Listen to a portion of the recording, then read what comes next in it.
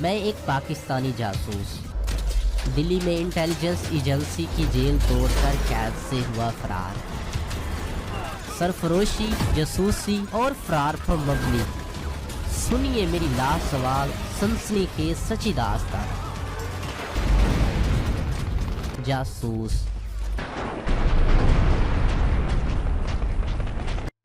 میں ایک پاکستانی جاسوس بھارت میں اپنا مشن مکمل کرنے کے بعد نیپال پہنچ چکا ہوں اور نیپال میں پاکستانی مہاجروں کے بھیس میں چھپے ہوئے بھارتی جاسوسوں کو ڈھونڈ کر کیفر کردار تک پہنچا رہا ہوں۔ پوری کہانی سننے کے لیے ڈسکرپشن میں موجود پلے لسٹ کے لنک کو کلک کیجئے اور چینل کو سبسکرائب کرنا مت بھولیے۔ سبسکرپشن کے بٹن کو دبائیے اور بیل آئیکن کو کلک کیجئے تاکہ آپ کو ہماری تمام کہانیاں ملتی رہیں، اور ساتھ ساتھ اسے لائک، شیئر اور کامنٹ کر کے ہمیں بتائیے کہ آپ کو ہماری کہانی کیسی لگ رہی ہے۔ تو آئیے کہانی کی طرف چلتے ہیں۔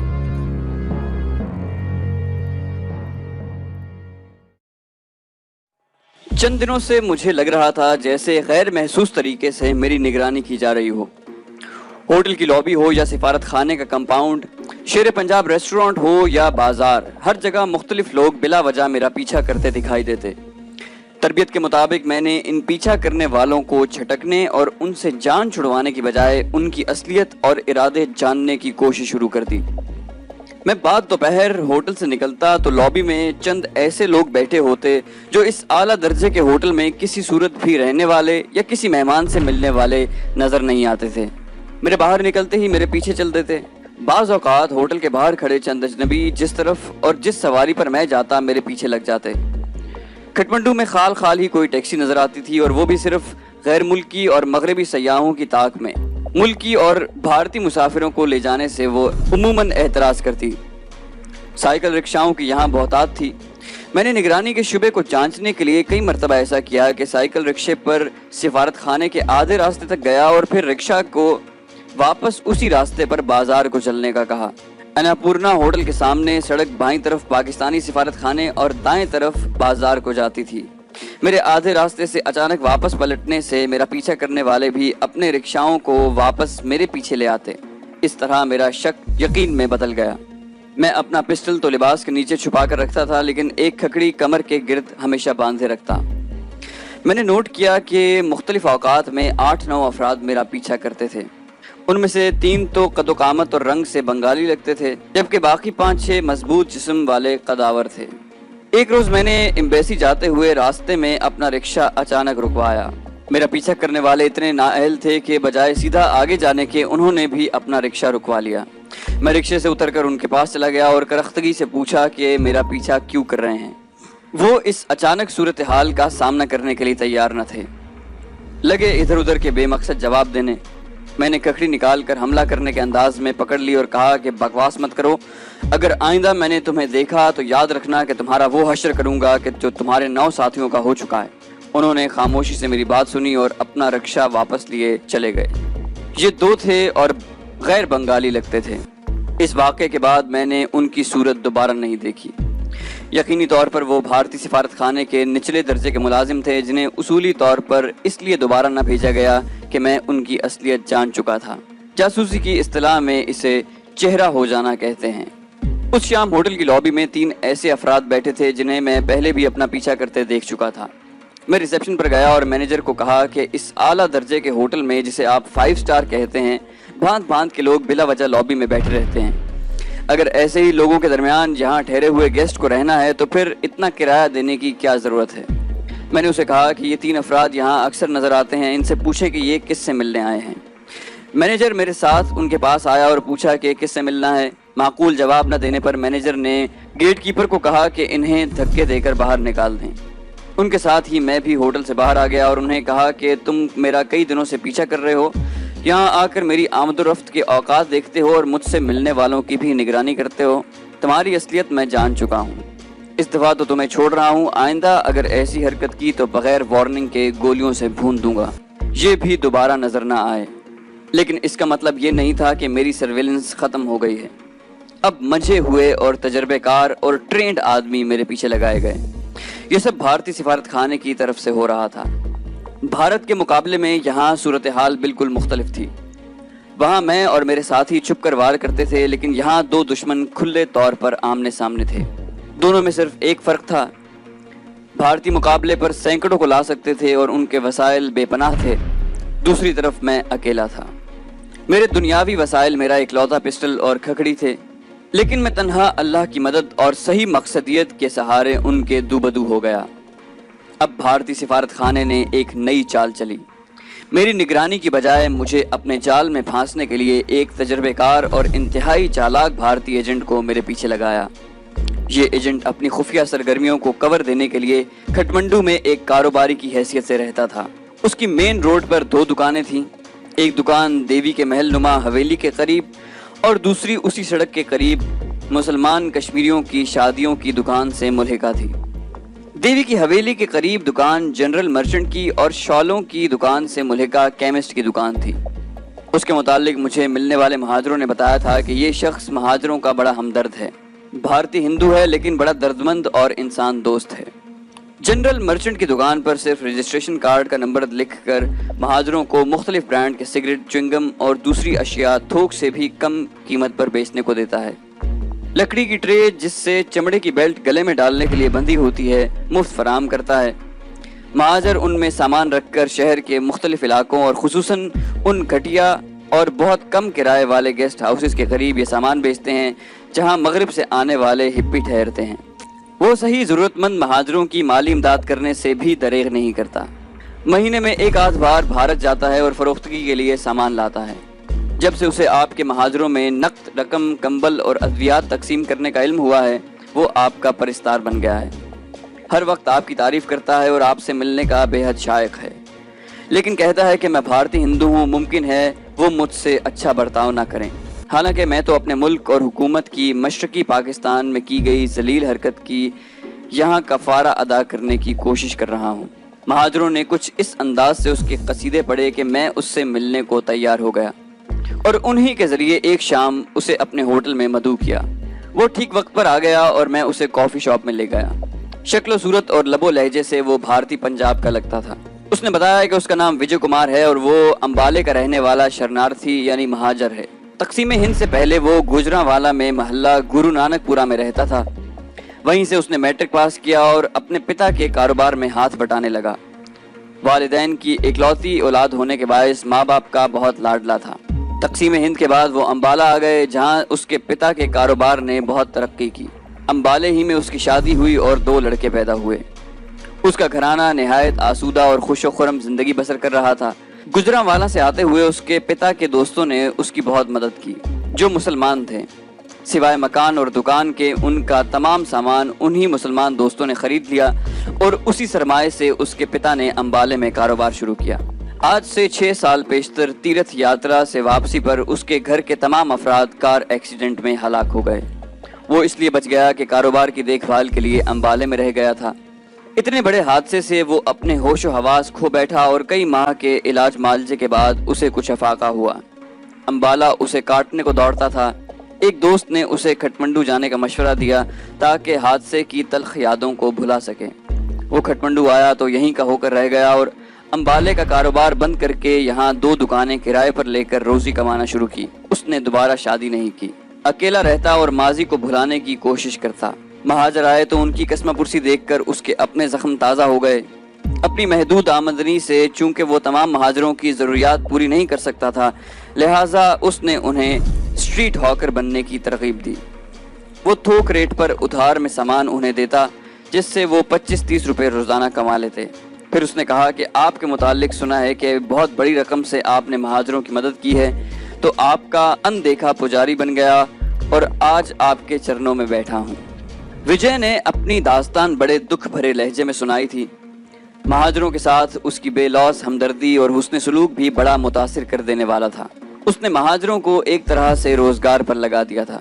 بعد میں مہاجروں نے مجھے بتایا کہ گزشتہ 3 سالوں سے وہ ان کی بے لوث خدمت کر رہا ہے۔ مجھ سے گفتگو کرتے ہوئے اس کا لہجہ اور انداز ایسا بے ساختہ تھا جس پر بے اختیار یقین کرنے کو جی چاہا۔ میں نے اس کی بے حد تعریف کی، غرض یہ کہ جب وہ جانے لگا تو میں اسے ہوٹل سے باہر تک چھوڑنے آیا۔ اس کے کردار نے مجھ پر گہرا اثر کیا تھا۔ مذہب و ملت سے بالاتر ہو کر انسانیت کی خدمت کرنے والا وجے کمار واقعی قابل تحسین تھا۔ میں آئندہ 10-12 دنوں میں کئی بار اس کی دکانوں پر گیا اور اسے مہاجروں کو بیچنے کی اشیاء تقسیم کرتے دیکھا۔ وہ بھی کئی بار میرے بلانے پر میرے ہوٹل آیا اور ہم غیر محسوس طور پر ایک دوسرے کے کافی قریب ہو گئے۔ شام کا وقت کاٹنا میرے لیے کافی مشکل ہوتا تھا۔ محسن پر گو مجھے پورا اعتبار تھا، لیکن ذہنی طور پر وہ میرا دوست نہ بن سکا۔ وہ اپنے دیے گئے مشن کو نہایت خوش اسلوبی سے پورا کر رہا تھا۔ اس نے شام کی محفلیں سجانے والے کئی ایجنٹوں کی اصل سرگرمیوں کو بے نقاب کیا تھا اور میرے لیے وہ بہت ہی کارآمد تھا، لیکن صرف مشن کی حد تک۔ ایک بے تکلف دوست کی کمی کو وجے کمار نے پورا کیا اور ہم اکثر شامیں اکٹھی گزارنے لگے۔ وجے کمار چند روز کے لیے بھارت سامان لینے گیا۔ اس نے بتایا کہ وہ تمام سامان لکھنؤ کی تھوک مارکیٹ سے خریدتا ہے، جو رکسول تک ٹرین اور آگے ٹرک پر کھٹمنڈو آتا ہے۔ میرے لیے وہ میرے بغیر کہے بہت سارا نمکین کاجو لے آیا۔ میرے استفسار پر کہ اسے میری پسند کا کیسے پتہ چلا تو اس نے کہا کہ ایک روز باتیں کرتے ہوئے آپ نے کہا تھا کہ کاجو کھاتے ہوئے میں کبھی سیر نہیں ہوتا۔ آپ کی اس بات سے مجھے آپ کی پسند کا پتہ چلا اور میں لے آیا۔ ہر انسان کی فطری کمزوری کے برعکس وجے میں ایک خاص خوبی یہ تھی کہ وہ کبھی نہ بحث کرتا تھا اور نہ ہی دوران گفتگو اس کا اپنا کوئی خاص موضوع ہوتا۔ میں جو بھی بات کرتا وہ میری ہاں میں ہاں ملاتا۔ میں نے جس موضوع پر بھی بات کی اس نے اسی کو پسند کیا اور گفتگو کا رخ کبھی نہ بدلا۔ میں بھی فطرت کی خامیوں سے بھرا ہوا انسان تھا۔ بھارت میں تشدد سہنے کے باعث مجھ میں نفسیاتی طور پر اپنی مخالفت برداشت نہ کرنے کی خامی پیدا ہو چکی تھی، اور میرے لیے وہ انسان بہت قابل قبول تھا جو مجھ سے بحث نہ کرے۔ وجے کی ایک اور خاص بات میں نے نوٹ کی کہ اس نے اپنے ماضی کو میرے سامنے کھول کر رکھ دیا تھا، لیکن میرے ماضی اور حال کے متعلق کبھی نہ پوچھا۔ اس کی اس خوبی نے مجھے اس کے اور بھی زیادہ قریب کر دیا۔ ایک شام وہ میرے پاس آیا۔ ادھر ادھر کی باتیں کرنے کے بعد اس نے کہا کہ امبالے سے اس کے چند دوست آئے ہیں جو کھٹمنڈو میں چند روز ٹھہریں گے۔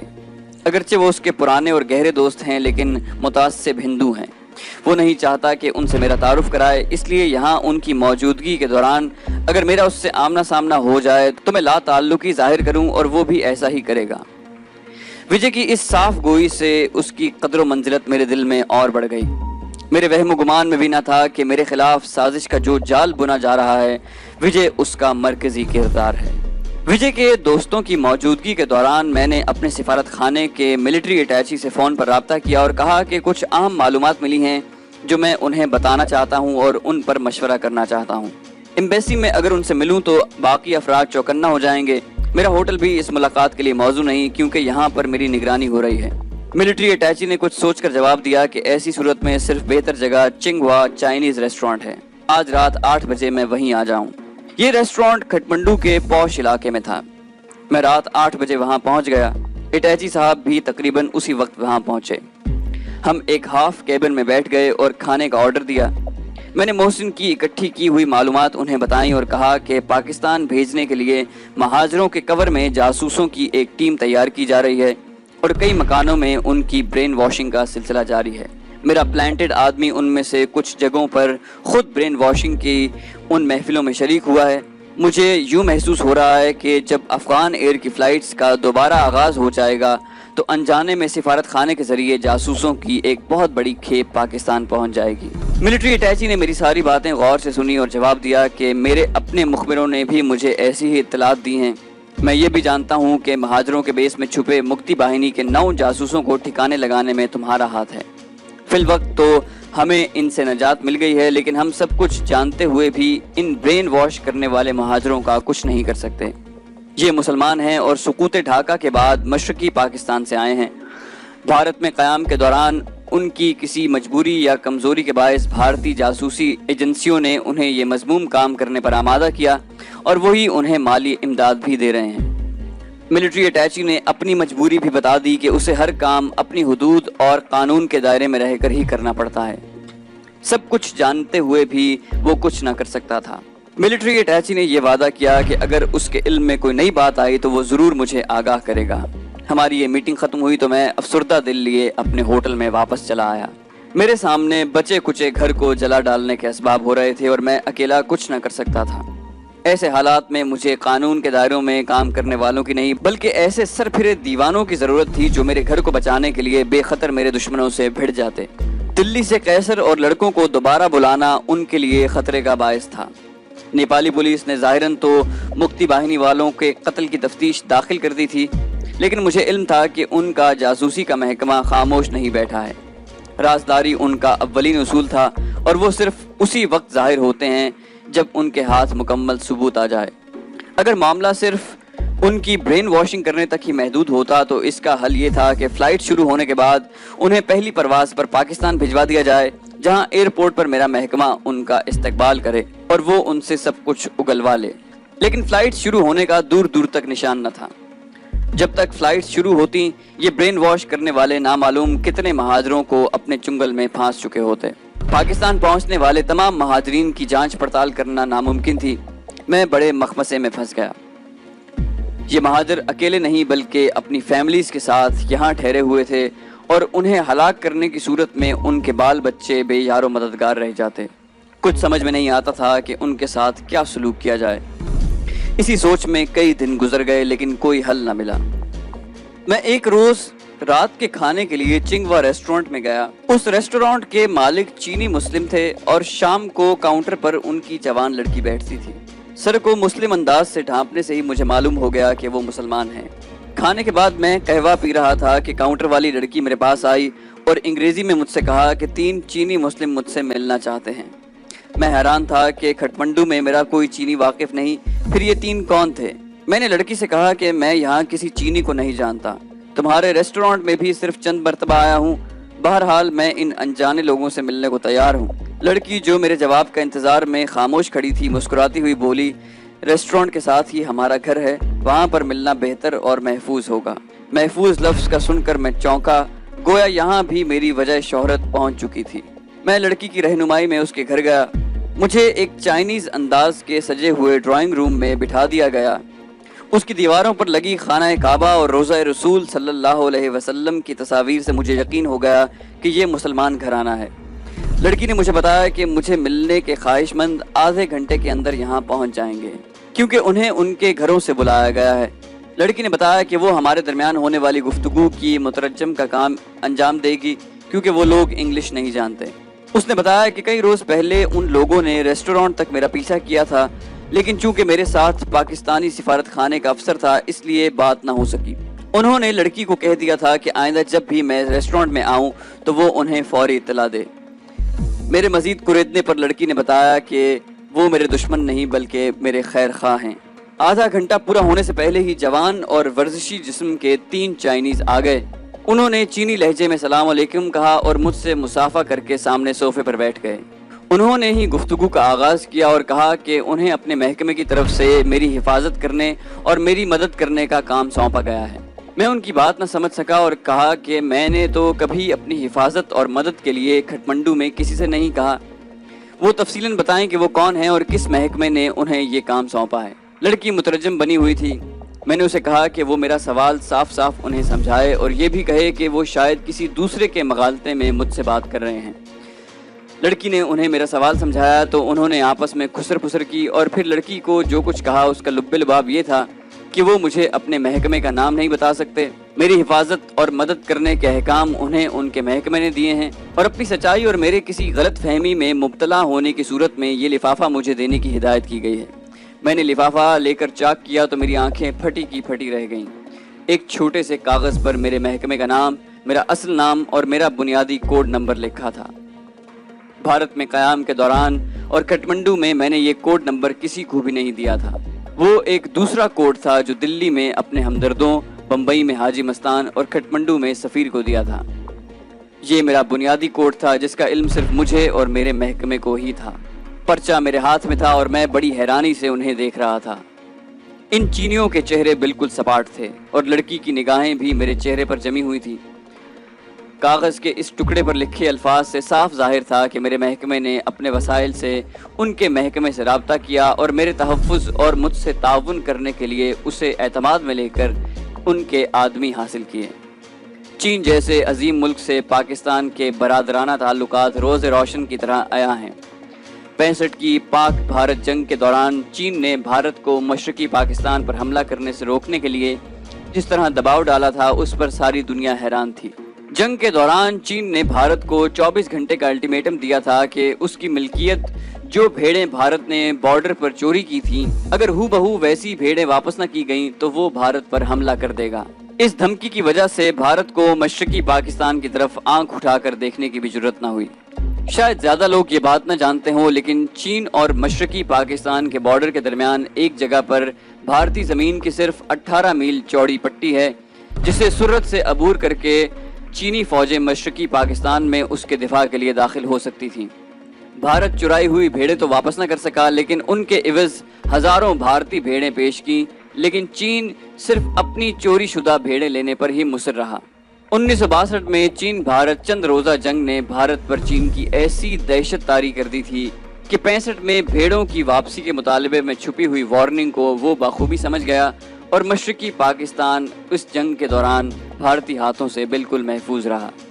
مجھے ان تینوں چینی ہمدردوں سے مزید کسی تصدیق کی ضرورت نہ تھی، صرف ایک دشواری تھی کہ میں ان سے زبان کی ناواقفیت کے باعث ڈائریکٹ بات نہیں کر سکتا تھا، اور یہ چینی لڑکی کس حد تک قابل اعتماد تھی اس کا مجھے کچھ علم نہ تھا۔ میں نے کوئی اور چارہ نہ دیکھتے ہوئے لڑکی سے سوال کیا کہ کئی اہم اور خفیہ معاملے ہیں جن کی رازداری اولین شرط ہے، بطور مترجم کے کیا میں اس پر بھروسہ کر سکتا ہوں؟ لڑکی کا چہرہ بجھ گیا، شاید اسے میرے اس سوال میں اپنی تحقیر دکھائی دی۔ اس نے چند لمحے میری آنکھوں میں آنکھیں ڈال کر میری بے اعتباری کا شکوہ کیا اور پھر پلیز ویٹ 1 مومنٹ کہہ کر دوسرے کمرے میں چلی گئی۔ چند منٹوں میں ہی 3 مختلف بھارتی انگریزی اخبار لا کر میرے سامنے رکھ دیے۔ ان تینوں اخباروں میں میری تصاویر، انعامی رقوم اور تفصیلات درج تھیں۔ اس نے مجھے میرے اصلی نام سے مخاطب کرتے ہوئے پوچھا، کیا یہی کافی ہے یا کسی مزید تصدیق کی ضرورت ہے؟ میں ہنس پڑا، اس کے سوال پر بھی اور اپنی اس شہرت یا بدنامی پر بھی جو بھارت سے نکل کر نیپال اور نامعلوم کہاں کہاں تک پہنچ چکی تھی۔ میری ہنسی میں سب شریک ہو گئے اور لڑکی کے چہرے سے ناگواری کے تاثرات بھی ختم ہو گئے۔ نیپال میں قیام کے آخری روز تک یہ میرے نئے ساتھی میری ہر طرح سے حفاظت کرتے رہے، بلکہ ان کے ذریعے مجھے اپنے مشن کی تکمیل کے لیے کئی اہم معلومات حاصل ہوئیں۔ مجھے بعد میں معلوم ہوا کہ یہ تینوں چینی مسلمان اور ہانگ کانگ کے رہنے والے تھے اور چین کی حکومت سے ان کا ظاہری کوئی رابطہ نہ تھا۔ لڑکی جو چہرے سے کم عمر دکھائی دیتی تھی دراصل 26 سال کی تھی، اور اس نے مترجم کے علاوہ اپنے ریسٹورانٹ میں آنے والے گاہکوں، خصوصاً بھارتی سفارت خانے کے ارکان کی گفتگو کو خفیہ طور پر ریکارڈ کرنے کے انتظام بھی کیے تھے۔ اس کے والدین چین کے صوبے یوہان سے ہجرت کر کے نیپال میں آ بسے تھے۔ والدین کی یہ اکلوتی بیٹی اپنے نڈرپن، صاف گوئی اور ذہنی ہم آہنگی سے غیر محسوس طور پر میرے خاصے قریب آ گئی۔ اس کے والدین نے مجھے کھٹمنڈو میں مستقل قیام یا میرے نکاح کے بعد اپنی بیٹی کو پاکستان بھیجنے کی پیشکش بھی کی۔ میں نے بھی بہت سنجیدگی سے اس کے بارے میں سوچا۔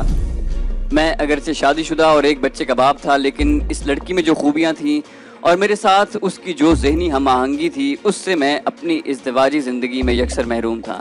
ہم دونوں مثبت فیصلے پر پہنچنے کے بالکل قریب تھے کہ ایک روز یہ لڑکی تیزی سے موڑ کاٹتے ہوئے اسٹیئرنگ پر قابو نہ رکھ سکی، اس کی کار سینکڑوں فٹ گہری کھائی میں جا گری اور یہ لڑکی اپنی والدہ سمیت اس حادثے میں ہلاک ہو گئی، اور ہمارے سارے پروگرام ادھورے کے ادھورے رہ گئے۔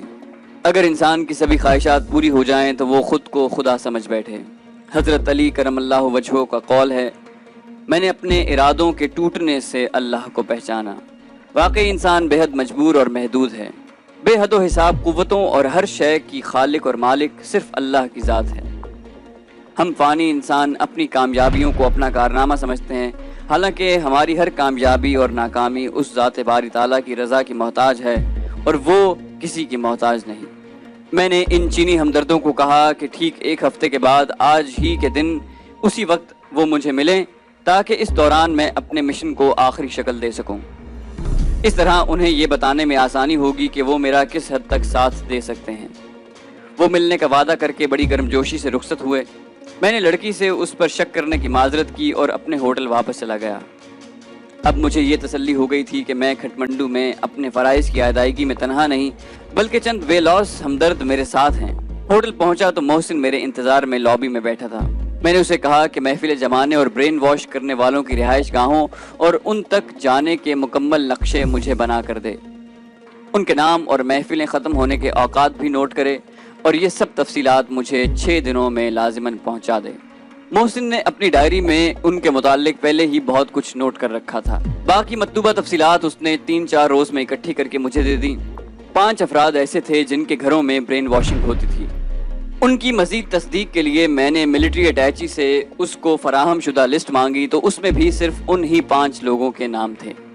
پورے طور پر اپنی تسلی کر لینے کے بعد میں اس تذبذب میں تھا کہ ان لوگوں کے ساتھ کیا سلوک کیا جائے. مجھے بار بار ان کی فیملیز کا خیال آتا تھا کہ ان افراد کو کیفر کردار تک پہنچانے کے بعد ان کا کیا بنے گا اور وہ بے سہارا رہ جائیں گے. اور ان کو ڈھیل دینے کا مطلب تھا کہ پاکستان کے مفاد کے خلاف کام کرنے والوں سے صرف نظر کیا جائے اور اپنی آنکھوں کے سامنے دشمنان پاکستان کو بے ضرر مہاجروں کو پاکستان دشمنی کے انجیکشن لگاتے چپ چاپ دیکھا جائے. اس صورت میں میں اپنے وطن سے غداری اور اپنے فرض سے جان بوجھ کر چشم پوشی کا مرتکب ہوتا. اگر میں ان کی سرگرمیوں پر خاموش رہ کر ان کے پاکستان پہنچنے اور وہاں اپنے محکمے کو ان سے نبٹنے کے لیے چھوڑ دیتا تو اس عرصے میں نامعلوم کتنے سادہ اور ناسمجھ مہاجروں کو یہ اپنے چنگل میں پھنسا چکے ہوتے. پاکستان میں بھی ان کا یہی حشر ہونا تھا جو میں یہاں کر سکتا تھا، لیکن یہاں میں برائی کو مزید پھیلنے سے روک سکتا تھا. میں نے بالآخر یہ طے کیا کہ ان سے یہاں ہی نپٹا جائے. 7ویں روز میں ان کے متعلق پوری تفصیلات لے کر چنگوا ریسٹورنٹ میں گیا اور چینی ہمدردوں کو ان کے گھروں اور راستوں کی تمام تفصیل بتا دی. میں نے باہم مشورے کے بعد آئندہ شام ملنے اور اسی رات ایکشن لینے کا فیصلہ کیا. ان کے گھروں تک پہنچانے اور ان غداروں کو پہچاننے کی ذمہ داری محسن کے سپرد تھی. واپسی پر میں نے محسن کو آئندہ رات کا سب پروگرام سمجھا دیا. اسے ان چینی دوستوں کو ان کے گھروں تک لے جانا اور دروازے کھلوا کر ان کی نشاندہی کرنی تھی. باقی کام چینی دوستوں نے کرنا تھا. شام کو میں محسن کے ہمراہ ریسٹورنٹ گیا. محسن کو باہر چھوڑ کر میں چینی دوستوں سے ملا. ان کا طریقہ واردات بڑا انوکھا اور نیا تھا. ان کے پاس ایئر فریشنر کے سائز کے سلنڈر تھے جن میں انتہائی زہریلی گیس بھری ہوتی تھی. ان کے بقول یہ گیس کسی کے چہرے پر خارج کرنے سے چند سیکنڈ میں اس کی موت واقع ہو سکتی تھی. گیس سے محفوظ رہنے کے لیے وہ گیس ماسک بھی لائے تھے. رات 11 بجے ایکشن کا وقت مقرر ہوا. جب سب باتیں طے ہو گئیں تو میں نے محسن کو ان سے ملوایا. اس مشن میں چونکہ عملی طور پر میرا کوئی حصہ نہ تھا اس لیے میں محسن کو ان کے سپرد کر کے اپنے ہوٹل میں چلا گیا. تھوڑی دیر بعد ہی فون کی گھنٹی بجی. لائن پر لڑکی تھی. اس نے کہا کہ میں فوراً ریسٹورنٹ میں آ جاؤں. ہوٹل میں میری انٹری درج ہو چکی تھی. میں ٹہلنے کے بہانے باہر نکلا اور رکشے پر ریسٹورنٹ پہنچ گیا. لڑکی نے بتایا کہ ایک تو محسن کو انگریزی نہیں آتی، دوسرے گاڑی چاہیے. پروگرام چونکہ اچانک بنا تھا اس لیے گاڑی کا انتظام کرنا ہم سب بھول گئے تھے اور اب مجھے سردار ہرنام سنگھ شیر پنجاب ریسٹورنٹ کے مالک سے گاڑی لینی تھی. لڑکی نے میری یہ مشکل بھی اپنی گاڑی دے کر آسان کر دی. رات 10:30 بجے ہم پانچوں اپنے پہلے ہدف کی طرف روانہ ہوئے. میں نے محسن کے کہنے کے مطابق گاڑی مین سڑک پر روک دی اور محسن ان تینوں کے ساتھ ایک گلی میں داخل ہو گیا. تقریباً 20 منٹ کے بعد وہ واپس لوٹے. محسن نے بتایا کہ کام ہو گیا ہے. اب ہم دوسرے گھروں کی طرف روانہ ہوئے.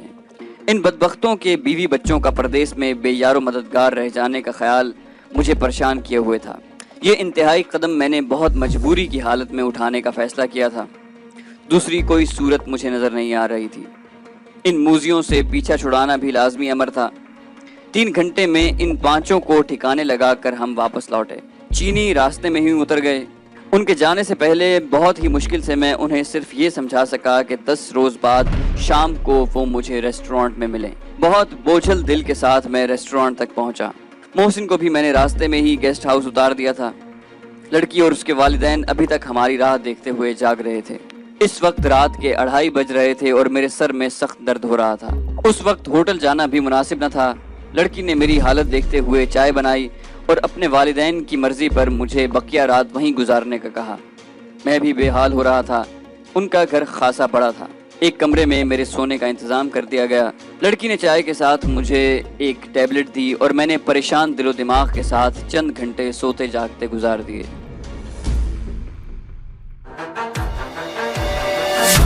تو دوستو یہ تھی ہماری آج کی ایپیسوڈ. امید کرتے ہیں کہ آپ کو ہماری کہانی پسند آئی ہوگی.